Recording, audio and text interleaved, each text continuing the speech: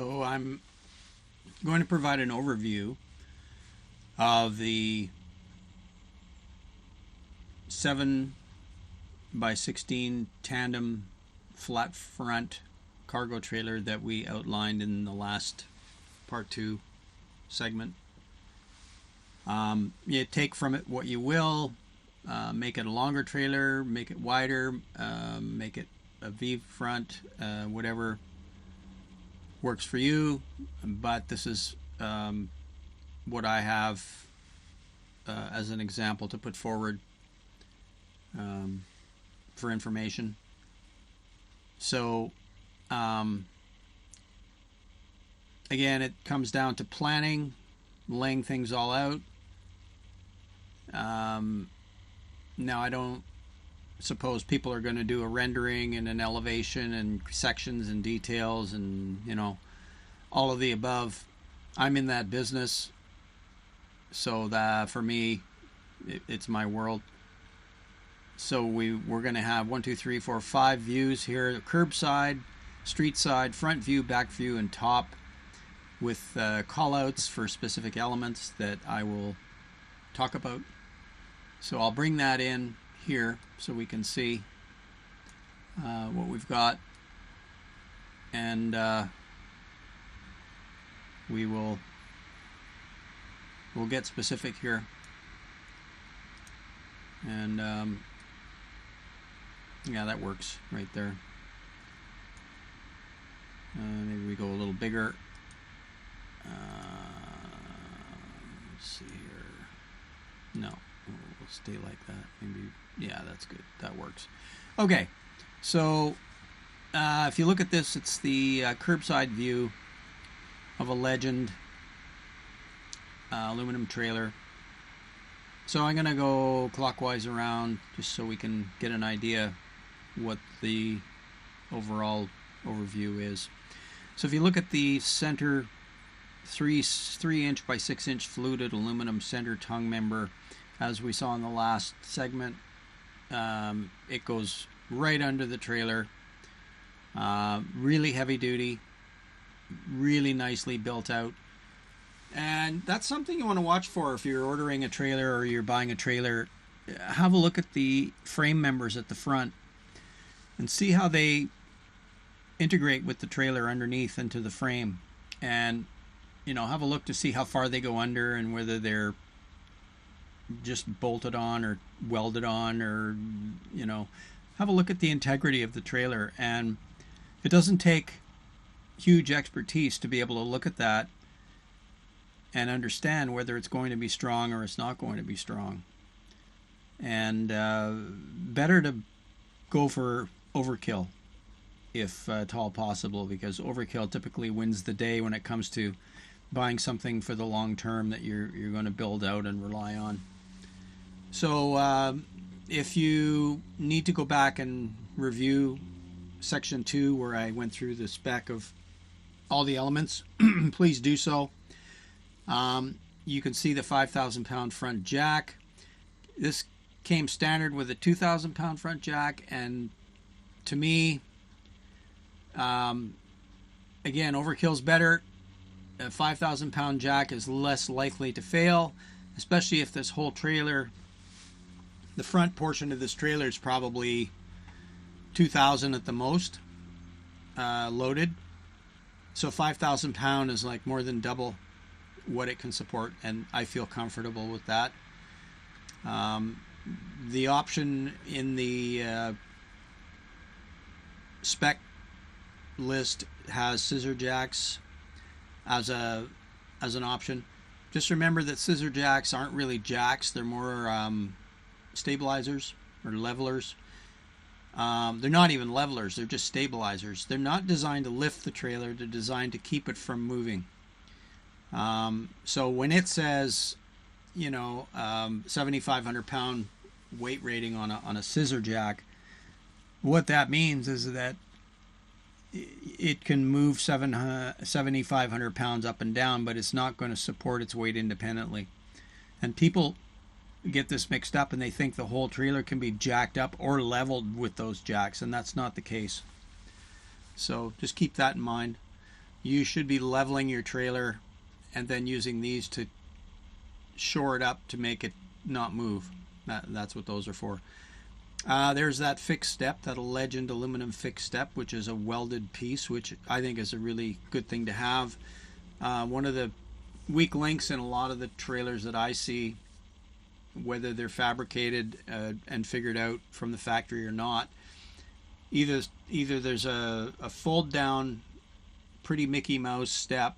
I mean, if you look at Airstreams, they're not very good. They have all sharp edges and they look like they rattle, and to me they don't look very well made. And for me, if I didn't get a welded thing like this on the side, I would probably get one of those sheetrock guys step stools made out of aluminum that's I think 12 inches or whatever height they come in, and use that because it's a 300-pound load rating and it's lightweight and it's solid. Here we have a 36-inch RV door. Now we bumped up the height of our trailer to 7'6" rather than 7 foot, so we have more clearance inside, and for that reason we had an allowance for an RV door, which is a taller door, and this door is 3 feet wide and quite tall. So it's a real nice thing to have because it lets airflow in. If you need to get in and out with specific items, it's a really good thing to have. And you'll see that there's a bar closure here. It's called a cam bar. Now, RVs don't typically come with that, but you've got this pretty Mickey Mouse lock on an RV door that's like very small, and the key's very small, and they're not very good.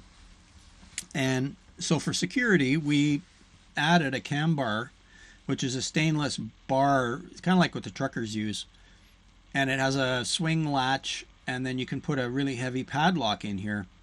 We used an Abus circular padlock, and we also put another hasp out on the outside here to hold this cam bar open when we're in the trailer, so we can lock this door from the inside, and then this cam bar is held open so people don't lock us in the trailer. So it's a really good thing to keep in mind. There's the lit handle from Legend. It's a really nice feature. You put that on along with a night light that we programmed in, and you have actually pretty good visibility when you're going in and out without lighting up the neighborhood. I elected to put a 110 or 120 volt power here, waterproof outlet for any kind of AC alternating current usage that we need outside. We elected smooth fenders rather than checker plate fenders. It just looks a little nicer. We lifted this trailer 2.5 inches. We have a Dexter axles, and we went out and ordered the Dexter lift kit, and we actually lifted the trailer 2.5 inches for clearance. And I wouldn't recommend doing that for every trailer, but if you have a kit that the axle company sells, or if you can order it with a lift when you're ordering your trailer, it's not a bad thing, because a lot of these cargo trailers are actually quite low. They're not designed for ground clearance. They're designed for aerodynamic transport. So a lift kit, 2.5 inch lift kit doesn't hurt. What do we have here? 205 wheels, alloy wheels, Dexter Torflex axles. So the Torflex number 10 axles, if you go online and look up number 10 series axles, they're 3,500 pounds each, and that totals 7,000 pounds that the axles can carry. Now keep in mind, if you're distributing the weight appropriately in the trailer, about 800 pounds of that is on your truck. So let's say you've got 6,000 pounds in the trailer, 15% of that should go on the truck, no less, or else you don't have a stable load. 15% of 600 is what? 6, 8, 900 pounds. So that's what should go on your truck maximum. And when you put that 900 pounds on your truck, keep in mind that it should be included in the payload of the truck when you're doing your weight calculations. So what you don't want to do is get a truck that can't handle the payload. It can tow things, no problem, but as far as the payload, the weight carrying capabilities need to be factored in, and a lot of people don't take that into consideration when they're building out their trailer, and they get a very heavy trailer, and then it's too much weight for the truck, and then the truck sags, and they've got to get a different truck. And so you need to be careful that you're not getting too big a trailer. It's one thing to pull weight, it's another thing to actually have a tongue weight on a truck that's a lot of weight. So just keep that in mind. If you're not sure, go to the spec of your truck make and model, or your SUV make and model, whatever it is, and have a look at what payload it can carry, and that should factor into the tongue weight on the trailer. Now we did all this, and then we went to the weigh scales to actually weigh the truck without the trailer, and then we weighed the truck with the trailer hooked up, and that gave us the tongue weight. And then we weighed each axle as we drove across, and we got all the weights, and that gave us a really good profile as to how much things weigh. And based on our estimates, we were actually pretty close. So that's another thing to keep in mind when you're figuring out this stuff, is where the weight is and how much you can safely tow. And I bumped these tires up actually to 225, and I put 10 plies on them, E-rated 10 plies. These came with C-rated, and I swapped them out and put 10 ply Carlisles. So 225, 75 R15s. There's the scissor jacks in the back as well. We elected to add this stuff when we ordered the trailer because it's a lot more work for you to do it than for them to do it. And if it's not too much money when you're configuring your order, it pays to do it. Windows, way easier for those guys to do it. Putting on hinges, putting in Salem vents. I mean, they charge what, $100 or whatever for a couple Salem vents. You know, you go and buy Salem vents, they're going to be $60, and then you're going to spend half a day cutting and putting insulation around and sealing it and bolting it. And these guys figure it out and do it because that's what they do for a living. So sometimes you need to make that judgment call and just order it, because it'll save you time and energy in the long run. So we elected to get as much as we could on the trailer that I thought was adequate workmanship and adequate level of quality from the factory. Aluminum Salem vent here and here. We got 2 on each side for airflow ventilation. So basically you got a Salem vent here and a Salem vent here.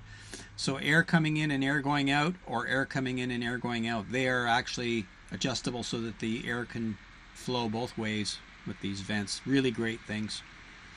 There's our .040 aluminum skin. We elected to do two-tone pewter and white with a partition bar right here that's a detail. So it looks really sharp. And the .040, people won't think, oh, that's not a big deal or whatever, but you know, when you're backing it into somewhere where there's a bunch of trees and you have a tree scrape against here, you will be happy you got that thicker aluminum. It's one of those things people don't think about. We have a rear view camera, which is an aftermarket thing. We didn't order it with a rear view camera. Swing out security camera. We actually have security cameras mounted on a roof rail system. I'll go into that later. 80-20 aluminum rack with solar panels. So 80-20 is a system of aluminum extrusion that you can buy. Custom lengths, custom thicknesses, etc. And I'll go into that in a page or two later, and I'll explain what that is. But it basically saves you from drilling a whole bunch of holes into the roof of the trailer.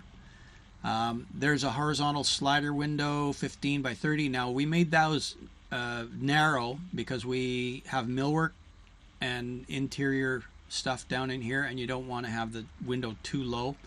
Now one of the places where we did have the window low was on the other side of the trailer, and you'll see why when we get over there. Omnidirectional cell antenna, we did that one at the back, and we have actually Starlink on top of this on the one we have that we've built out. So again, this is not set in stone. This is a guideline. This is the initial rendering that we did, and the trailer company got this and they actually built by it. But we do not have to stick to all the little details, and we could actually make some decisions on the fly that didn't affect anything as far as the design is concerned. Max Air roof fans, we actually put 2 of them in for flow again, air coming in, air going out, air coming in, air going out.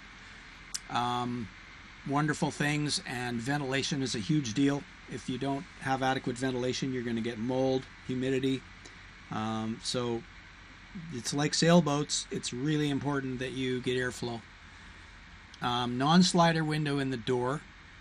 It's more of a privacy window to let light in, but you can't really see in. It's a textured glass. Checker plate platform, that we didn't do, but it's an option. You can put a platform up there if you're not doing solar panels on the whole ceiling, on the whole roof, and you can use that for luggage or, you know, bolting down anything you want. Okay, removable aluminum access ladder. We didn't use a ladder. We used a thing called mast steps. So they're flip down steps that you use to climb a mast on a sailboat. Less windage, lighter. This wasn't with the trailer. It wouldn't come with the trailer anyhow. We don't have to go up on the roof very often, so this wasn't a factor. What else have we got? The door mounted the spare high enough off the deck to allow to take the propane tanks in and out, to remove the propane tanks when we need to. So that's important, that you allow enough room when you're mounting a spare so you can get at those propane tanks. Mesa siding is just an extra layer of aluminum protection along here. Actually, we got it on the front and all along the side here for 2 reasons. 1, it looks great, and 2, it's a protective layer. So don't hesitate. If now's the time, if you're ordering it, now's the time to do it rather than later. Let's see what we have next. There's a front view. So there's the ladder, which we actually didn't do. And you can see that the trailer is actually a 7-foot wide trailer, and the overall outside dimension of the trailer, wheel to wheel, outside of wheel to outside of wheel, is 8 feet. So you've got 6 inches on either side where the trailer's recessed. So when you're towing this behind your vehicle, the trailer actually tucks in nicely behind the vehicle, and it's not such big windage. Now, you could do an 8-foot wide trailer and make those wheels flush with the outside of the trailer, so you would have a box like so. Now, yeah, you would have more room inside, but you're also towing a lot wider unit, and it's a lot trickier to get into places, and you're going to have to put bigger mirrors on your vehicle so you can see behind. So anyhow, twin 30-pound propane tanks, fenders, the 80/20 roof access, swing out cameras, spare tire, aluminum and Mesa siding. So this roof assembly stuff is made with aluminum extrusion. It's 80/20, and it comes in different size profiles. It also comes in different weight capabilities. So in other words, there's a heavy duty one, there's a medium one, and there's a light one. And when you're putting this stuff on the roof, you don't need the heavy one. You can use the ultralight one or the light one. Google camera cars have this stuff to hold their cameras. It's really heavy duty. It holds tons of weight. It doesn't corrode. And it's a T-slot system, which means that you can slide fittings in here that actually hold things. You can see the slider here with the nut that goes down, or the bolt that goes down, and it holds these brackets. So you can bracket this thing down onto the roof of your trailer. You can put sliders along here to hold cameras, to hold solar panels, anything you want. It's a really versatile product, so I highly recommend that. Okay, next here is the street side. So very similar to the other side, except we have a bigger window here where that's a kitchen window, and the sink and stove are right underneath there, and that lets in lots of light. Here is where there's countertop, work surface, and then sleeping area and a garage back here. So there's a reason for the windows, and there's a reason there are places where there's no windows. 30 amp shore power. Here it is high enough so that it's up out of the way of dirt and road grime, but it's at the back of the trailer where our electrical stuff is.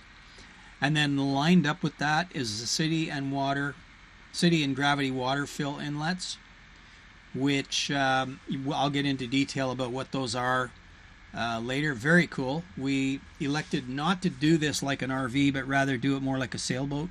So most of the fittings on this thing that we have added or integrated into this build out are from the sailing world. And you'll see that the shore power and our water fill and our water pressure are all stainless flush fittings that are used in the sailing world. And again, it's overkill, above and beyond what you see in typical RVs, but well worth it and will certainly stand the test of time. Tankless water heater, sort of an on-demand. I think we got a Furrion tankless water heater. Really happy with it.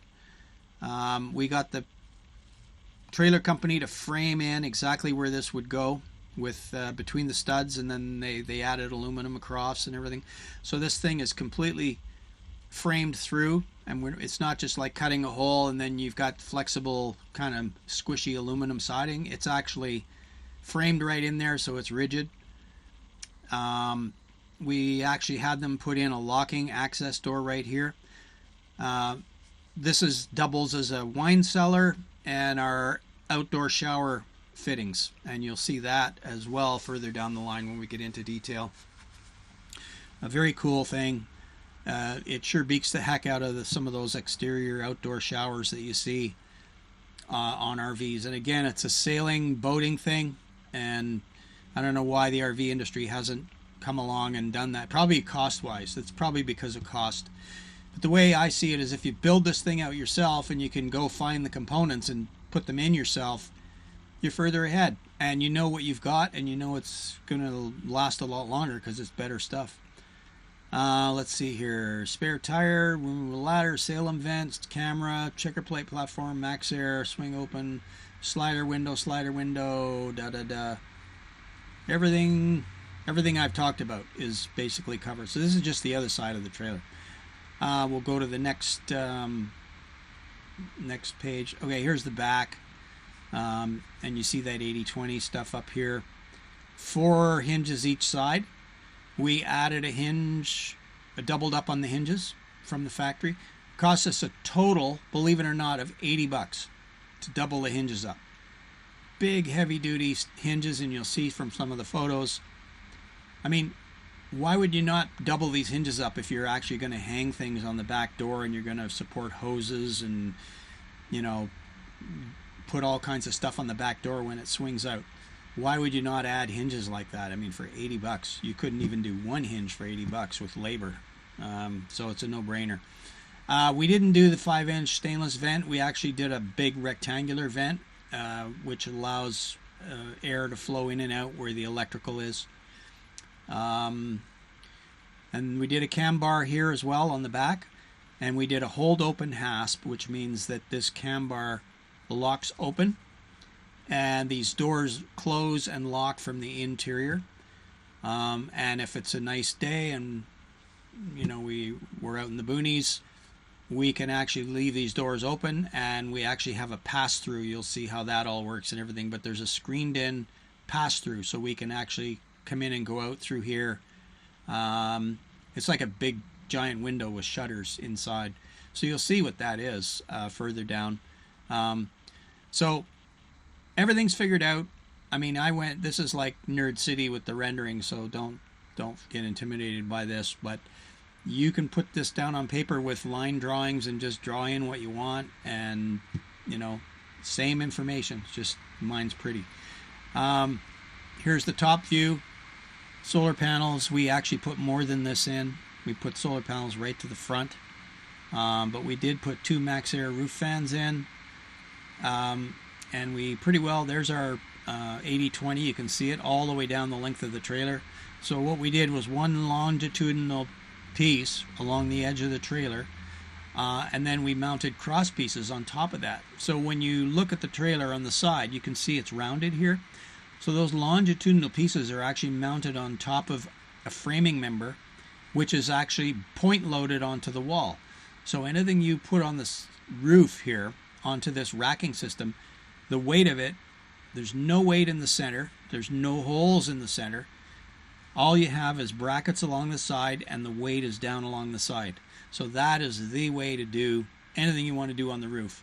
So for two reasons, this is really good. Number one, it supports it really effectively over the walls. But number two is the only brackets you have are where you can see here. There's one there, one there, one there, one there.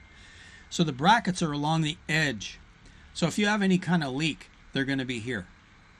So we bedded these brackets down with a thing called Manus Bond and butyl tape, and we tapped the bolts down into the aluminum framing members of the trailer.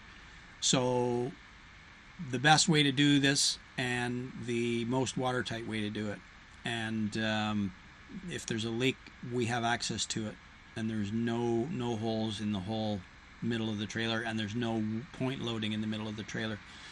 So I can provide more information about that if anybody needs more information as I go further along on further issues of segments of what I'm doing. I can get into specifics about the 80-20 system and how we worked with it. There's a bottom. We don't really need the bottom. It's not really that important, but you can see that framing member going all the way under the trailer. So this is view in the bottom. That's about it, really. Yeah, and then we get into plan view, which is next segment. So I guess I would stress that even if you're going to lay it out on line drawings on a piece of paper, figure out what you're going to do. Lay it out on the outside of the trailer. You might want to design the inside of the trailer before you order a trailer. And if you don't order a trailer and you have one on hand, then you can always add windows. You can always add Salem vents. There's things you can do to it to make it comply with how you're laying your thing out. Now, what I'm illustrating is ordering a trailer specifically for a build out. Now, take what you want from it, and if you have your own trailer, feel free to use some of my ideas or not use some of my ideas. That's pretty well about it until the next issue. So